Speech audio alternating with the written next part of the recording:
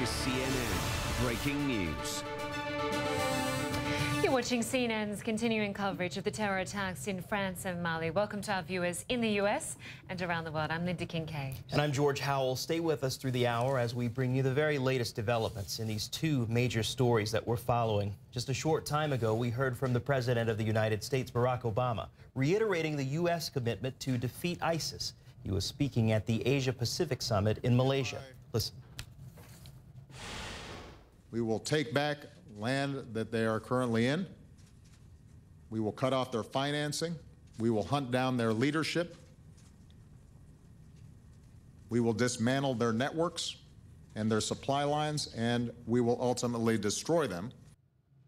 Mr. Obama called ISIS, quote, a bunch of killers with good social media.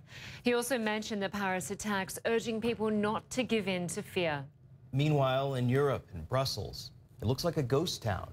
People in the Belgian capital are waking up to a lockdown. The terror alert level is at the highest possible level there.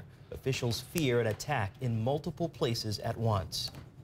Meanwhile, Turkish authorities arrested this Belgian citizen of Moroccan descent. Officials believe he scouted sites for the Paris attacks. Ahmet Dahmani was arrested in southern Turkey after traveling from Amsterdam. Officials say he wanted to cross into Syria. Our Max Foster joins us now live from Paris. And Max, authorities are still looking for the 8th suspect who was involved in the Paris attacks. Yeah, it's believed he's headed towards Brussels. He could have a suicide vest as well. That's what some of the reports are suggesting. So great deal of concern about him and how he managed to get under the wire of all of the security officials that were around at the time here in Paris. And that terror alert level in Brussels is actually separate.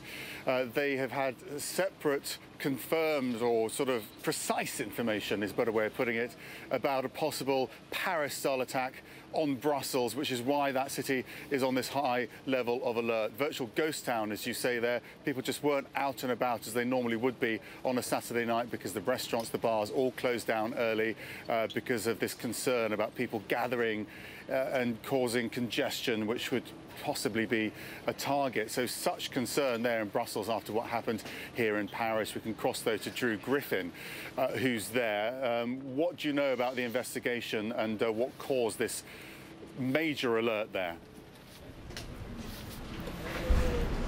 We really don't have any information in detail. We're hoping to get that after the 1 p.m. meeting, which is just a few hours from now, that the Prime Minister will have with the Interior Minister and the security officials here. But as you said, it's been now going into the better part of 2 days since that serious and imminent threat shut down this city.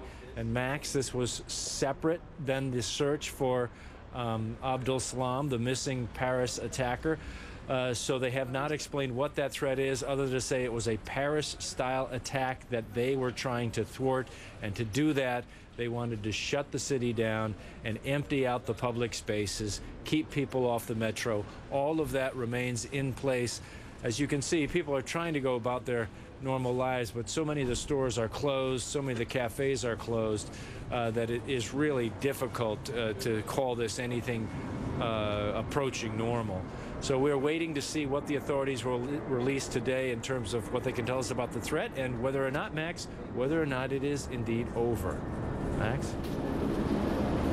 Abdul Salam is there somewhere. That's the thinking, isn't it? And pretty precisely around Brussels as well, because the terror threat isn't seen beyond the capital.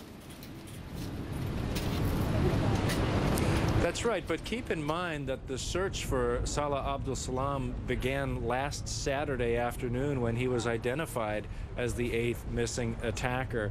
And the officials here that I've talked to say that this current threat that we're under in this city of Brussels is separate from that. They have thought all along, or there's a strong possibility, that Abdul Salam is hiding somewhere in Brussels. Potentially now we know he may have had a suicide vest, although that is secondhand information that the police have gathered from an attorney from one of the men who brought him back from Paris. So they have been working under the assumption that he is here. We are told that this current threat level was raised not because of that, Max, but because of some other intelligence gathered that pointed to a separate plot specifically here in Brussels. Max?